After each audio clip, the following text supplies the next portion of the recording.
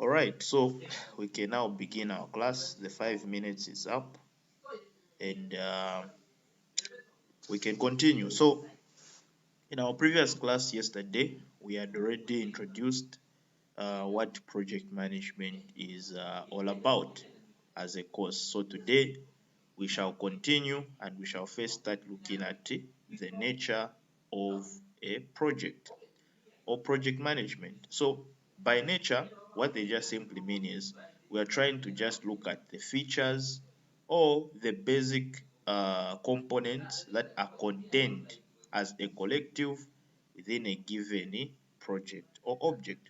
So when we look at project management, it includes things such as cost, communication, control, teamwork, planning, goals, problem solving, and then also risks.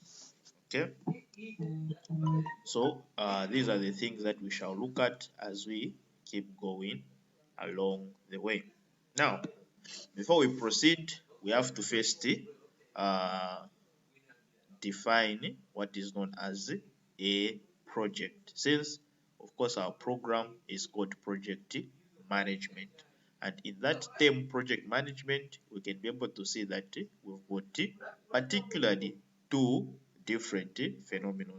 So the first one is project, and it is important that we first understand what we mean by a project. So a project, of course, can be defined in so many ways based on different authors. And as we will be seeing even along this module, there will be different definition of it. However, a project, whatever definition it is always supposed to have three key components. First of all, it has to reflect time. Secondly, it has to be able to reflect an objective. And then thirdly, it must also show, apart from objective, it should be able to show a procedure on how you'll be able to get to that goal. Okay? All right. So these three should be at least three or two of these three is supposed to be contained in whatever definition it is. But most importantly, time should always be there. The reason being is the for a project to be called a project, okay, it is something that we know to say it is going to start and end. Okay, meaning it's going to have a starting point and an ending point. Therefore, we must be able to know how long it is going to take us for us to move from the starting point to the ending point. And then when we talk about project, a project, it can be anything. Okay, I believe all of us here are coming from different backgrounds. Some of us are coming from backgrounds where we are doing constructions, or maybe we'll be going into construction. Some of us maybe are into event planning, planning of events such as weddings, kitchen parties, functions, and so on and so forth. So that on itself can also be classified as a project. And that function, whatever it is a birthday party, it is a concert, it is a crusade, yeah, whatever it is supposed to have a starting point and an ending point. I'm sure all of us can agree there is no such thing as a crusade that never ends, or a birthday party that never ends, or a wedding or a kitchen party, isn't it? It definitely has to have a starting point and a point where it ends. So, given that, we can be able to now look at the different definitions of what a project is. So, the first definition states that a project is a series of tasks. Okay, so you remember I said it's supposed to indicate how we are going to get to our objective. So here they're saying a project is a series of tasks, meaning they are certain activities or events that we are supposed to do for us to be able to achieve this given objective, or for us to be able to implement this given project. And then it goes on to say a project is a series of tasks that need to be completed to reach a specific outcome. Okay, so a specific outcome is simply just talking about an objective or a goal. So for example, maybe the goal might be to host an event, or maybe to host a wedding or a birthday party, or maybe the objectives might be to build a school, to construct some roads, to construct a gym, to construct a house, to construct a bridge, to construct a school, those that are into construction, or it might be even in terms of manufacturing. Maybe the project has to do with the manufacturing of a cell phone, or manufacturing of a given soft drink, or maybe you want to manufacture chiwantu, you want to manufacture munkoyo, you want to manufacture all those different types of things. Or it can even be a car. Maybe you're working for Toyota Zambia and the project is to manufacture given types of cars, and so on and so forth. So that is the specific objective. And then for us to reach that specific objectives, it will require us to implement or carry out certain activities or tasks. Okay, so that's the first definition.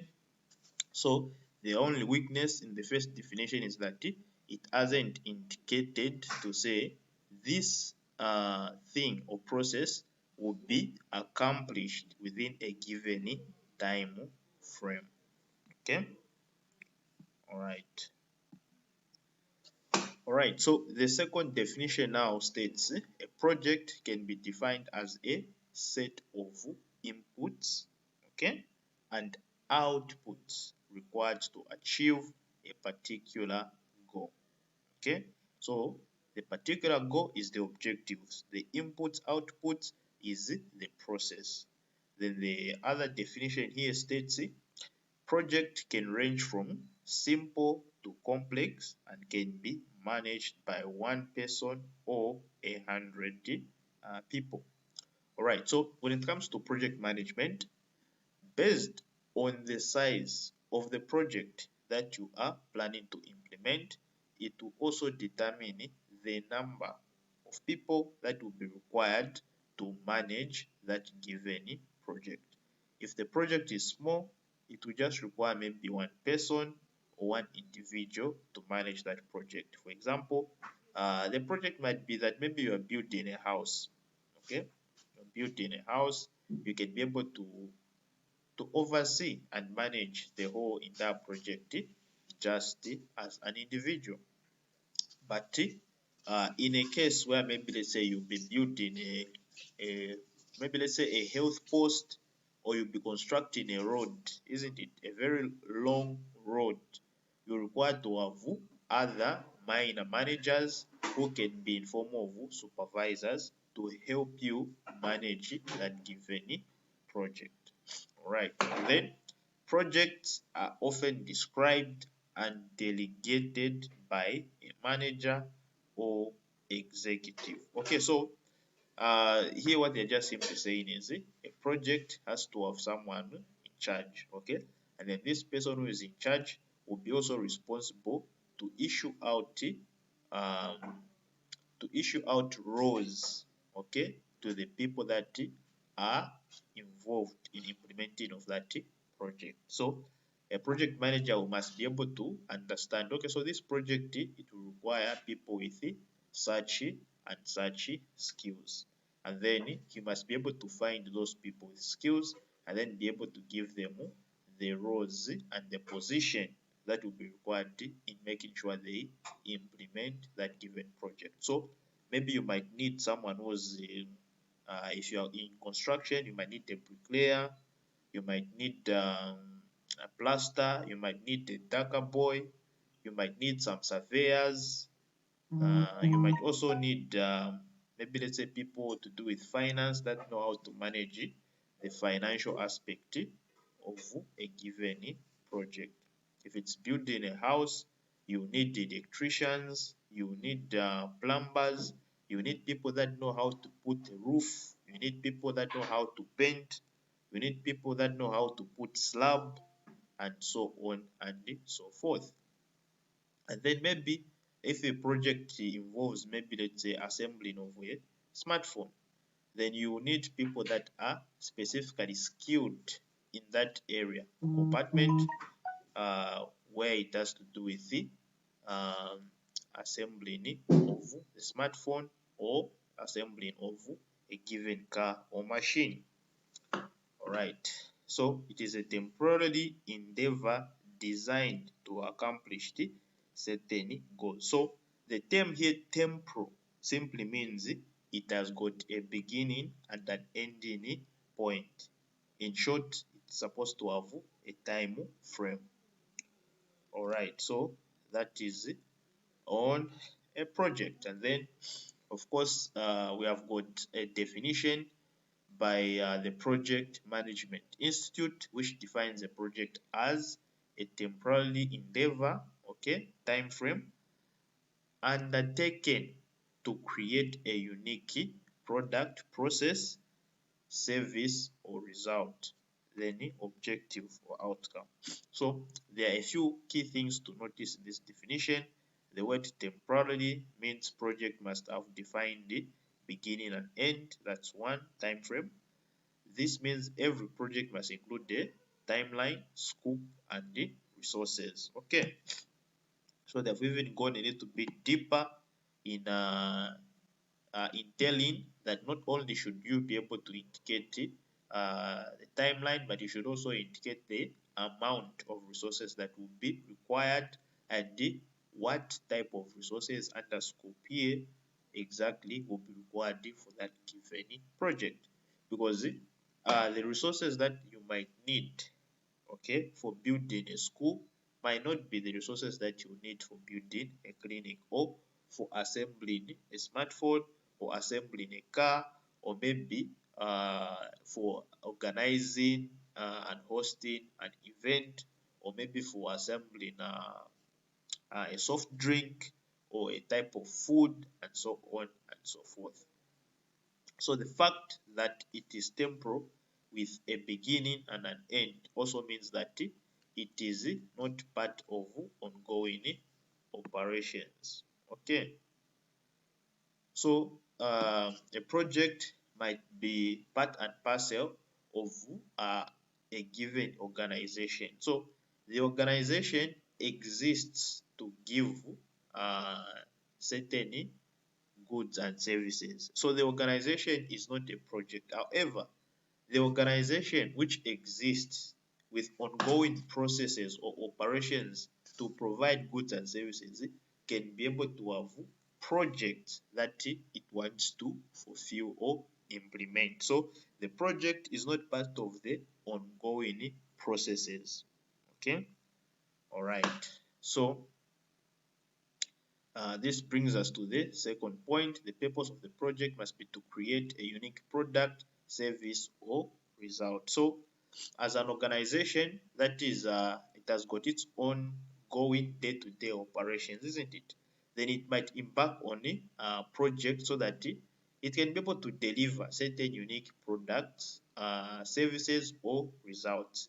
For example, maybe if you are working for maybe some of these NGOs, and then maybe let's say you're looking for USAID, USAID, and then USAID as an organization, okay, it has got its own ongoing operations, okay, to ensure that it runs as an organization. However, it can run projects of its own, and then these projects might be, maybe let's say they want to what's this, create an awareness campaign, okay, to people within selected communities about the products and services that are offered by USAID, isn't it?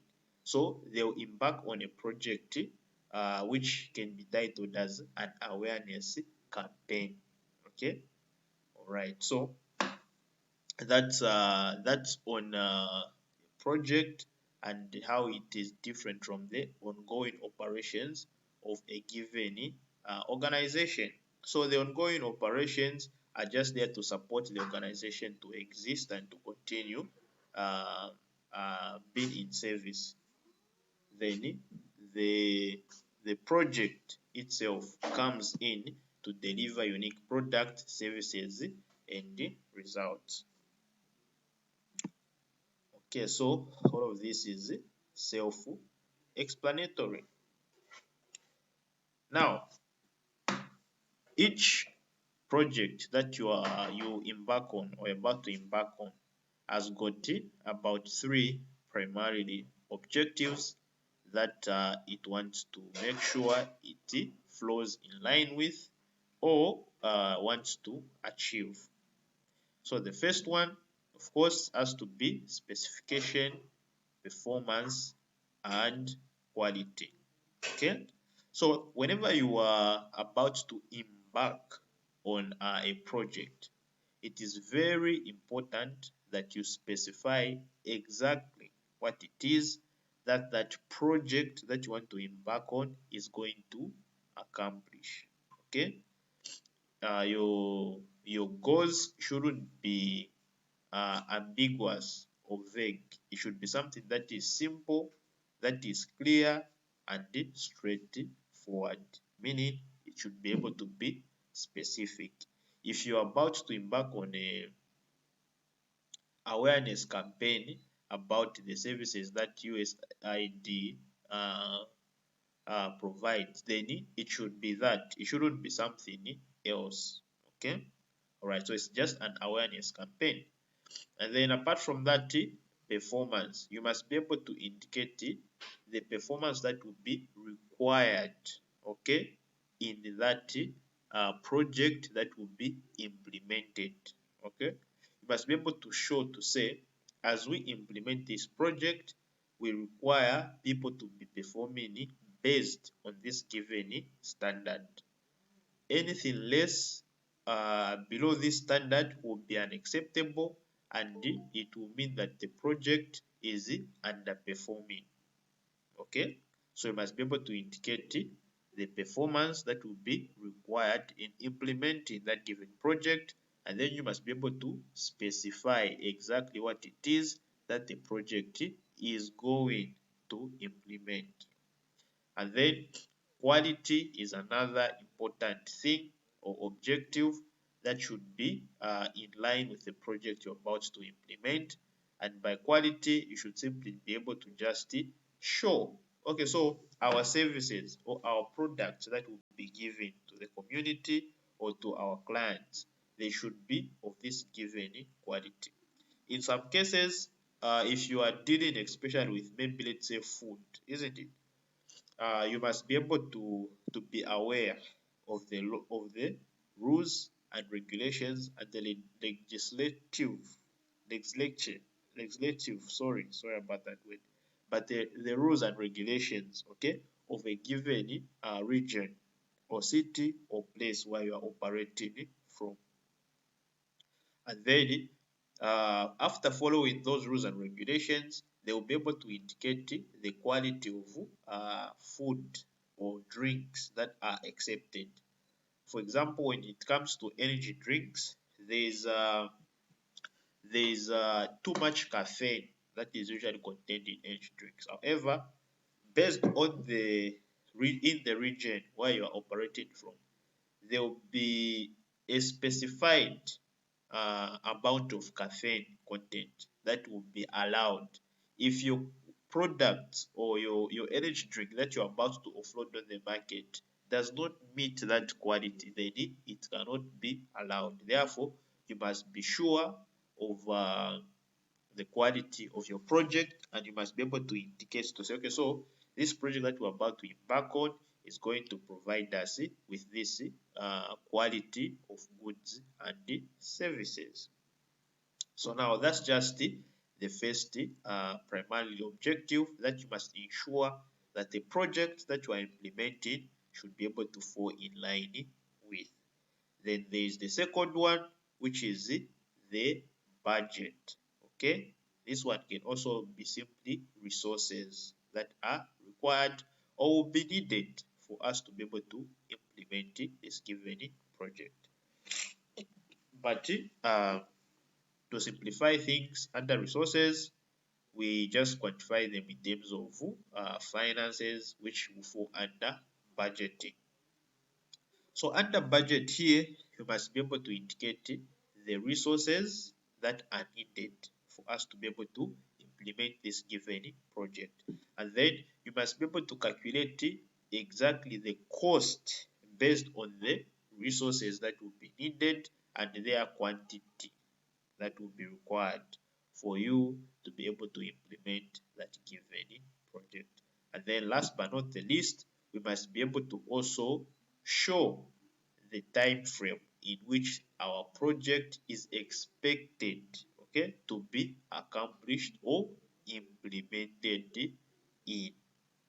Right, so these are the three main primary objectives that we must always ensure as we are about to embark on project implementation. Our project should fall in line with.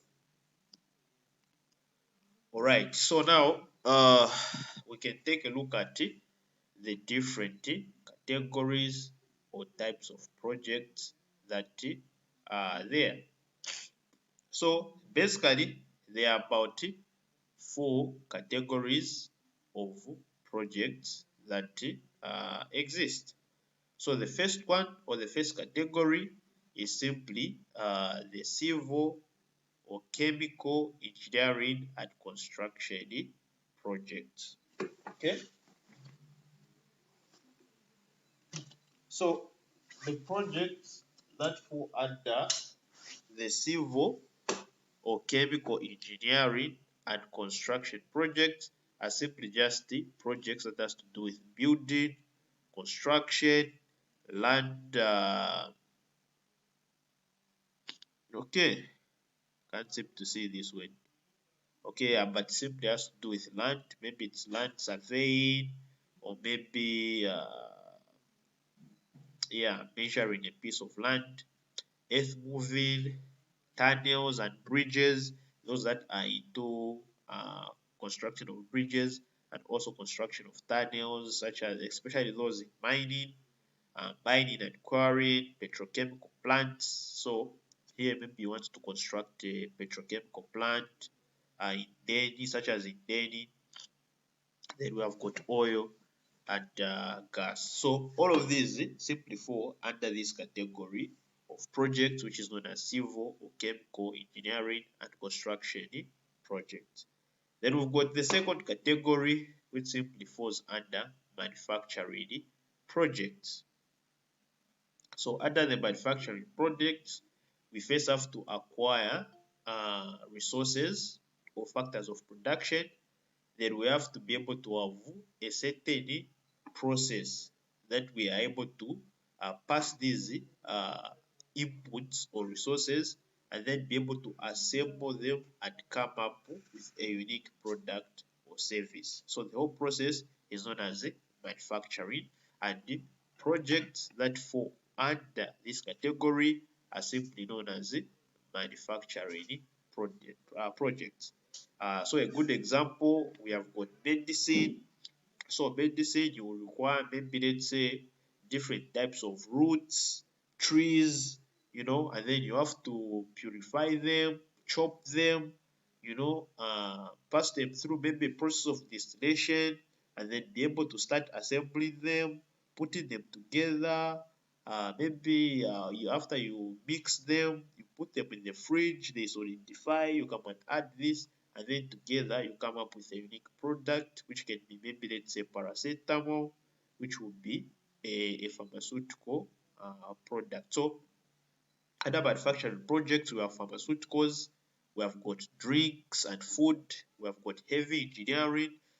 So heavy engineering can include those that have worked in the mines. There are those big vehicles that cannot be transported directly under the mines. Instead, what they do is they will be transported individual parts, okay, and then after they transport these individual parts underground, then they will start assembling these individual parts to come up with the vehicle. So this falls under heavy engineering.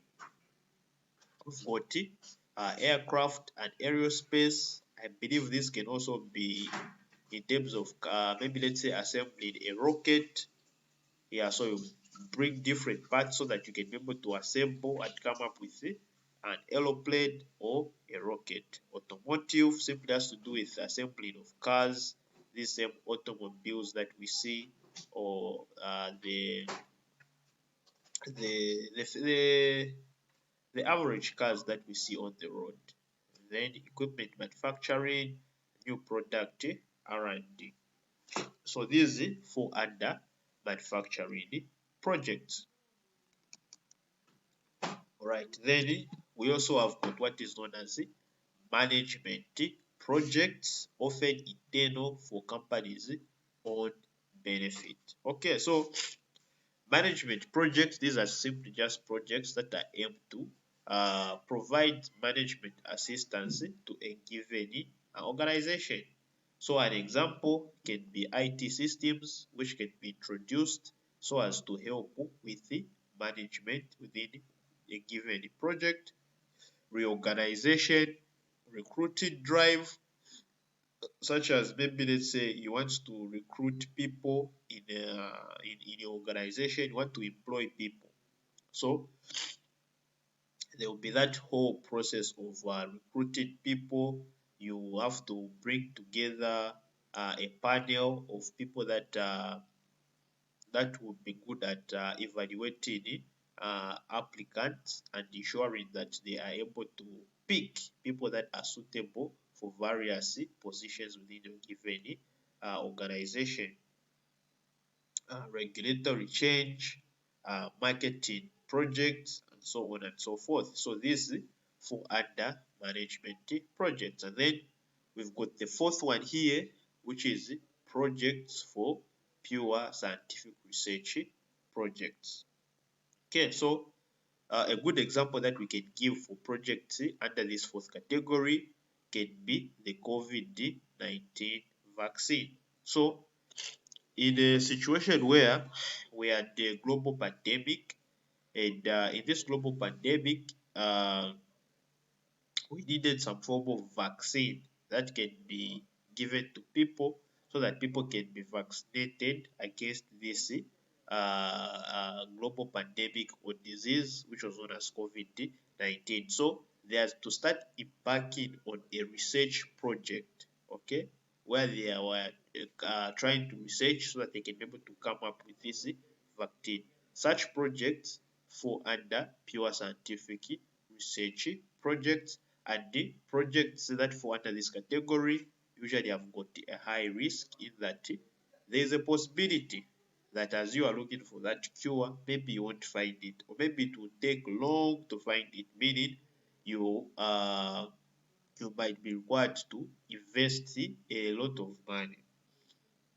Okay, all right, and then as you are coming up with this project or product, there's also a probability that you might not end up coming up with something that's precise or something that's exact. Okay, maybe based on the tools that you are using, the amount of knowledge that's available, you might end up just coming up with something that's maybe a little bit close, okay, to what you intended to come up with. And yeah, these types of projects fall under pure scientific research projects.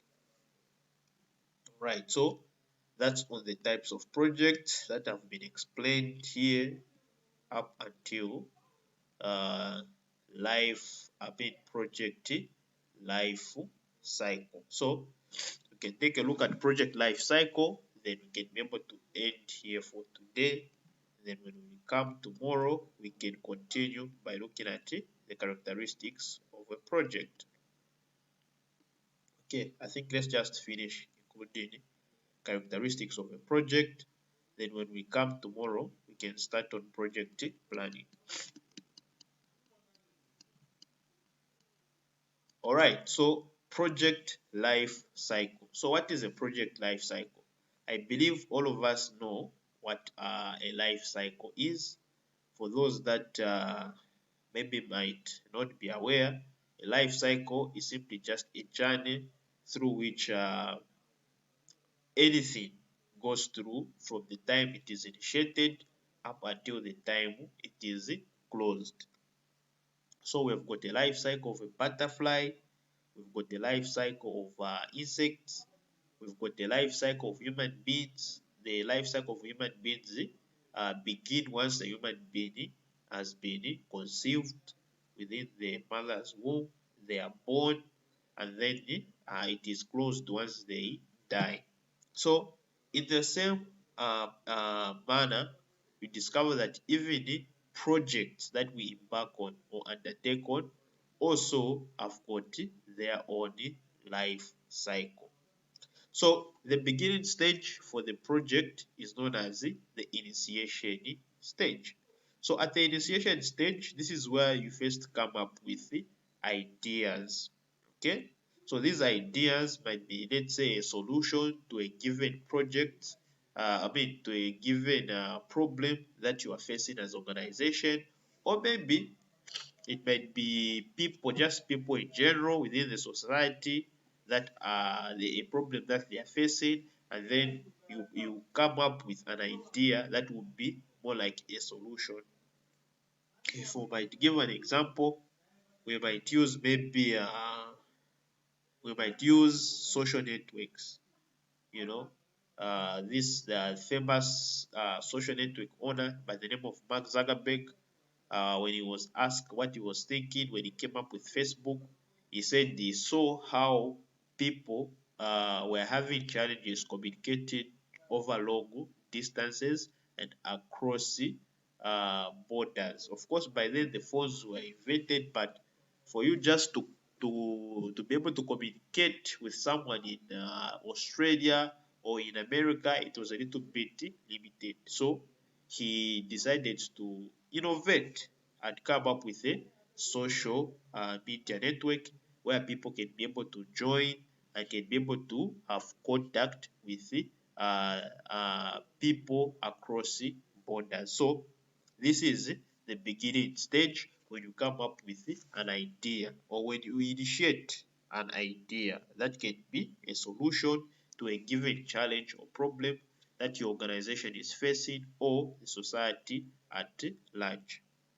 And then once you initiate your idea, okay, this idea has been initiated.